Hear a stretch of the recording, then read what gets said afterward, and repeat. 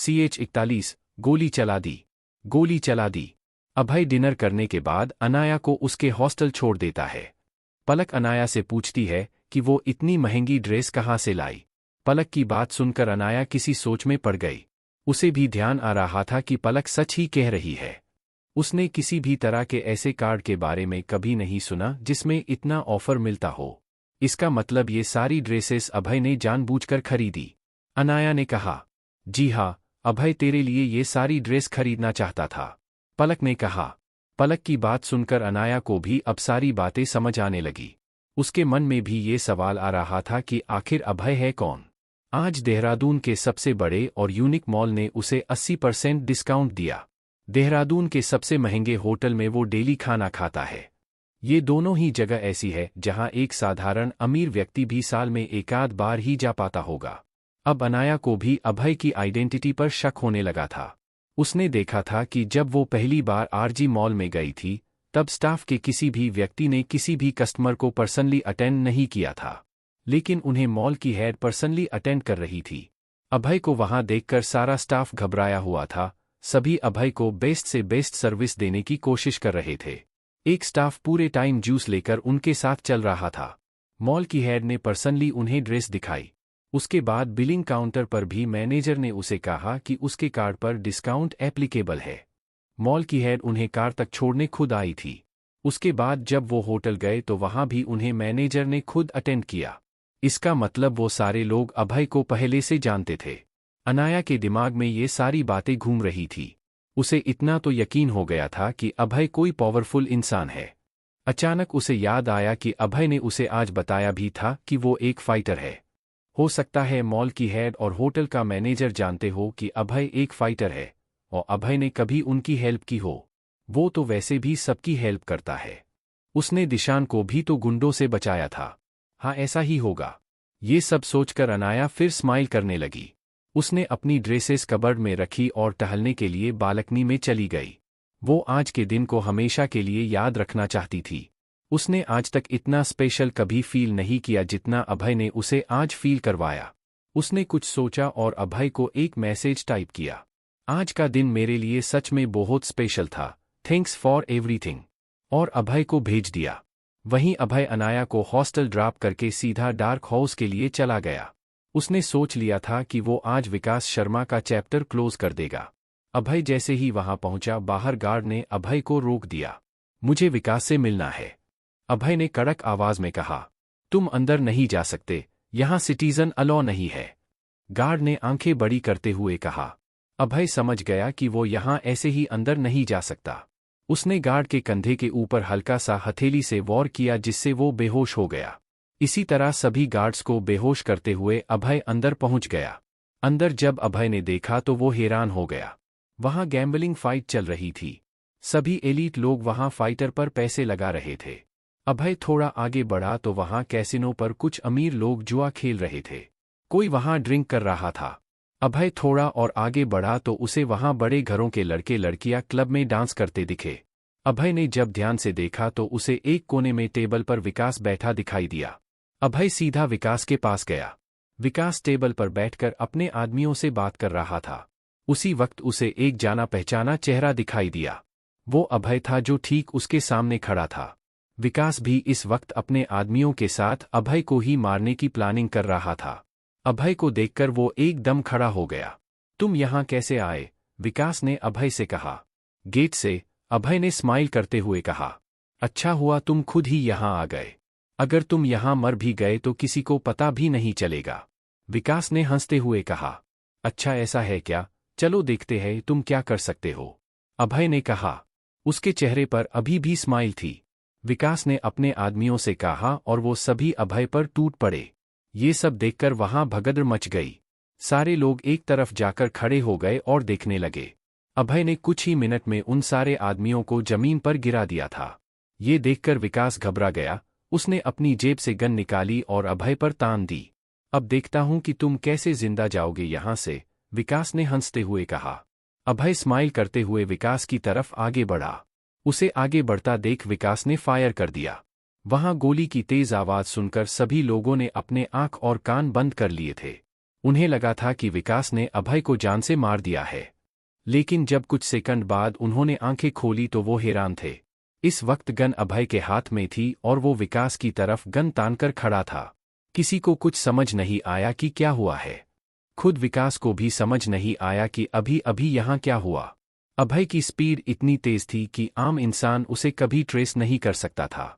उसने गोली से खुद को बचा लिया और तुरंत गन विकास से छीनकर अपने हाथ में ले ली। अब क्या लगता है तुम्हें, मरने की बारी मेरी है या तुम्हारी? अभय ने स्माइल करते हुए कहा। क्या अभय अब विकास को मार देगा? क्या विकास को कोई बचाने आएगा? जानिए अगले एपिसोड में। CH42 डार्क हाउस का गेट तोड़ दिया। डार्क हाउस का गेट तोड़ दिया। आन्या अभय को आज के लिए थैंक यू लिखकर मैसेज करती है। अभय डार्क हाउस में पहुंच जाता है। अभय गन विकास से छीनकर अपने हाथ में ले लेता है। दद देखो तो तुम मुझे ऐसे नहीं मार सकते। तुम भी यहां से बचकर नहीं जा पाओगे। तुम मेरे भैया को जानते नहीं हो, विकास ने घबराते हुए कहा। उसे अपनी मौत अपने सामने खड़ी दिख रही थी।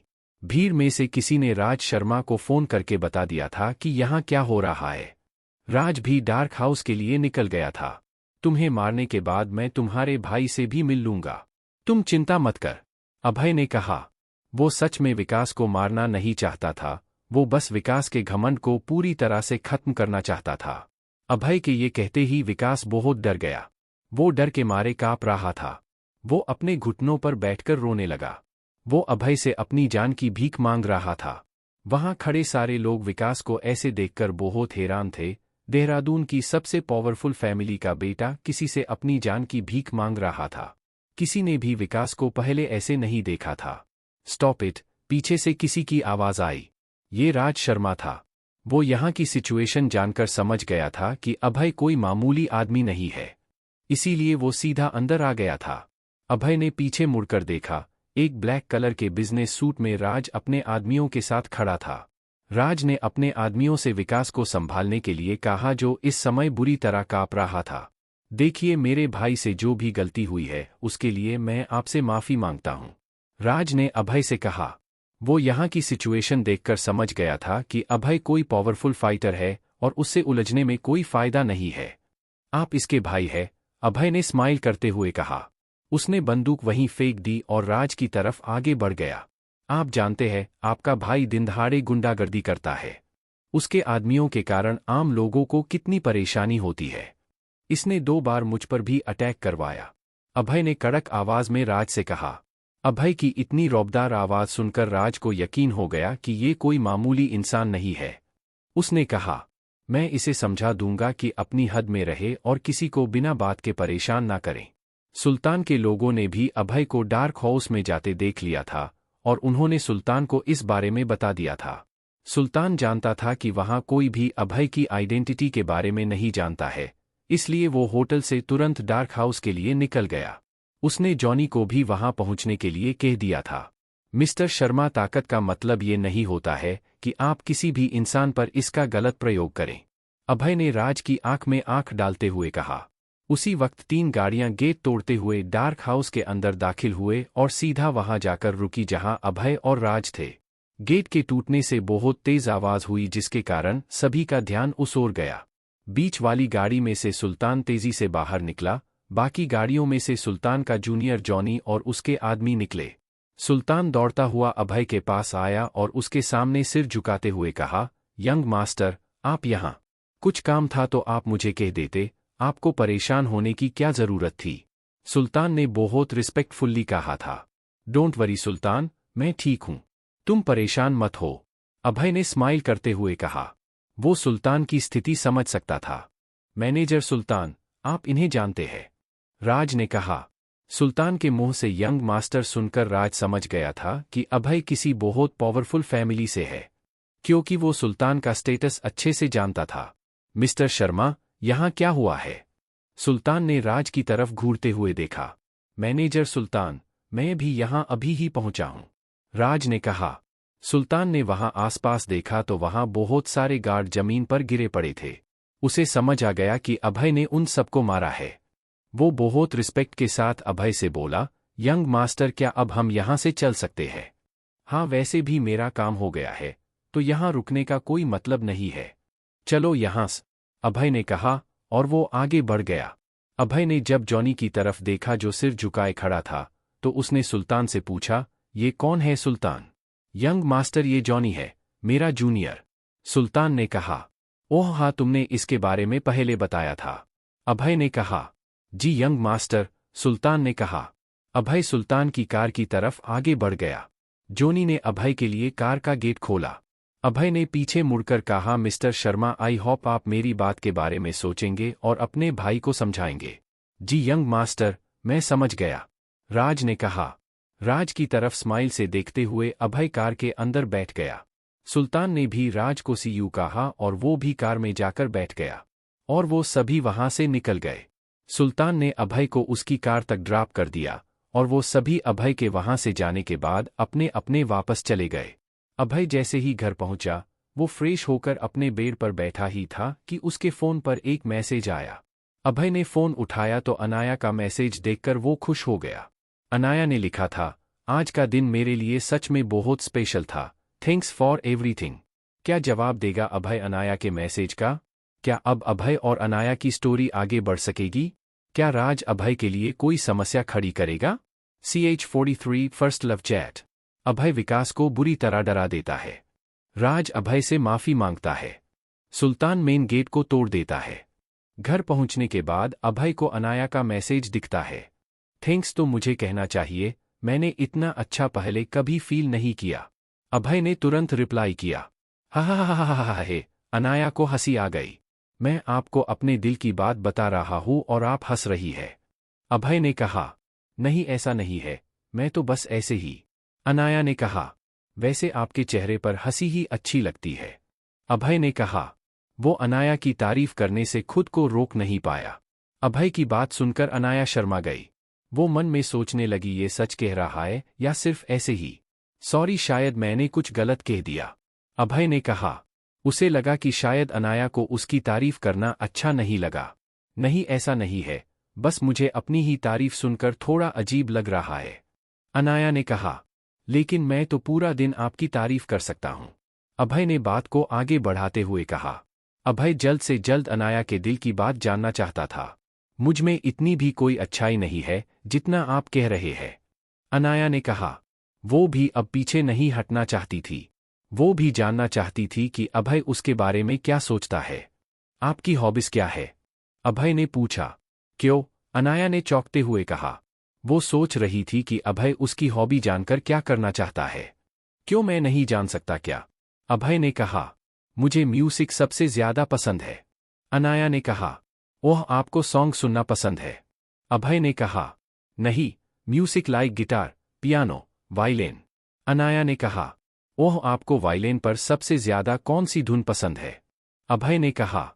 Love birds. अनाया ने कहा। क्या आप वायलिन बजाना जानते हैं? अनाया ने कहा। बहुत अच्छा तो नहीं, लेकिन थोड़ा बहुत बजा लेता हूं। अभय ने कहा। अभय ने बहुत पहले ही वायलिन बजाना सीख लिया था। जब भी ग्रैंड मास्टर त्रिलोचन जी प्रताप के साथ कहीं बाहर जाते थे तो अभय पास के कस्बे में एक म्यूजिक स्कूल में चला जाता था। वहां उसने बहुत अच्छा वायलिन बजाना सीखा था। अच्छा, तो आप वायलिन भी बजाते हैं? अनाया ने कहा। नहीं, बस ऐसे ही थोड़ा बहुत। अभय ने कहा। ठीक है, फिर कल कॉलेज में मिलते हैं। अनाया ने कहा। ठीक है, अभय ने कहा, और दोनों ने फोन रख दिया। विकास को उसका भाई राज घर ले गया। विकास की हालत इस वक्त बहुत बुरी थी। वो अभी भी कांप रहा था। राज ने विकास को उसके रूम में पहुंचाया और अपने आदमियों को अभय के बारे में पता करने को कहा। अगले दिन राज को उसके आदमी ने बताया कि अभय के बारे में कोई भी कुछ नहीं जानता है।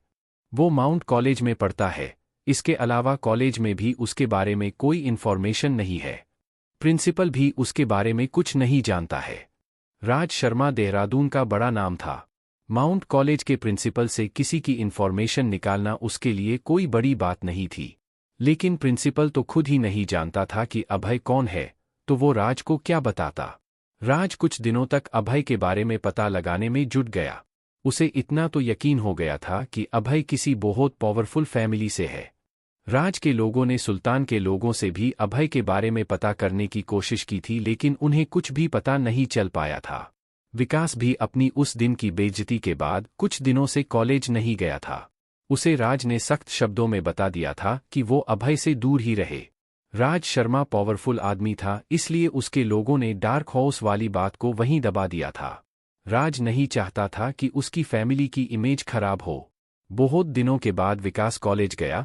वहां उसके साथियों ने उससे पूछा कि वो इतने दिन से कहाँ था। मैं अपने एक रिलेटिव के यहाँ गया था, विकास ने उन्हें बताया। यार विकास, वो अभय तो कॉलेज में बहुत पॉपुलर होता जा रहा। कॉलेज की लड़कियां उससे मिलने के लिए पागल हो रही है, विकास के एक दोस्त ने कहा।